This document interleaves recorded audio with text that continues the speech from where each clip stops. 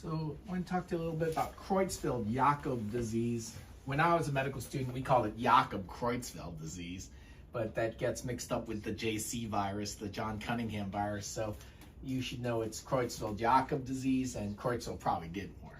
So Creutzfeldt-Jakob disease, CJD, it can come to neuro-ophthalmology as the Heidenhain variant.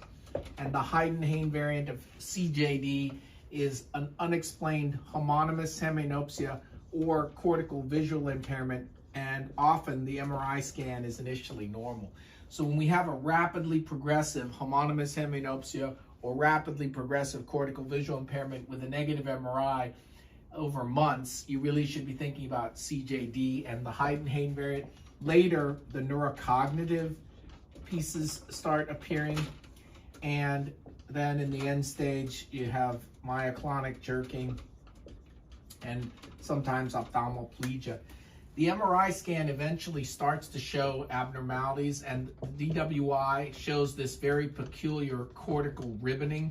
So it's like a ribbon of DWI abnormality that's hyper intense in the cortex, and that is a classic CJD sign, restricted diffusion in the cortical ribboning pattern. We're going to do a lumbar puncture, and what we're looking for is the RT quick.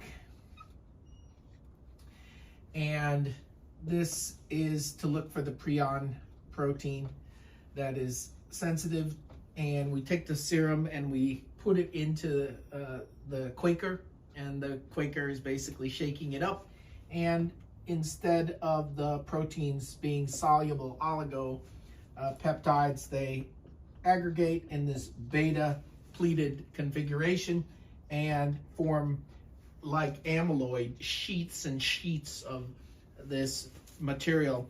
And because it's self-propagating, it is an infectious prion. So even though it doesn't have its own genetic material, the prion protein touches other proteins and makes the beta sheeted configuration that leads to the accumulation of this in the CSF. And so the RT Quick has a better sensitivity and specificity than the older tests, even though they're still around, which is the 1433, which is basically the numbering pattern on the electrophoresis bands, and the CSF tau protein. So the combination of CSF, 1433 tau, and RT Quick, if they're abnormal, can make the diagnosis of Heidenhain variant CJD. EEG often shows a very classic triphasic component, and that may or may not be present with the myoclonic jerking. But you really have to have high suspicion for CJD in a rapidly progressive degenerate, what looks like a neurodegenerative disease with dementing illness that's over months instead of years.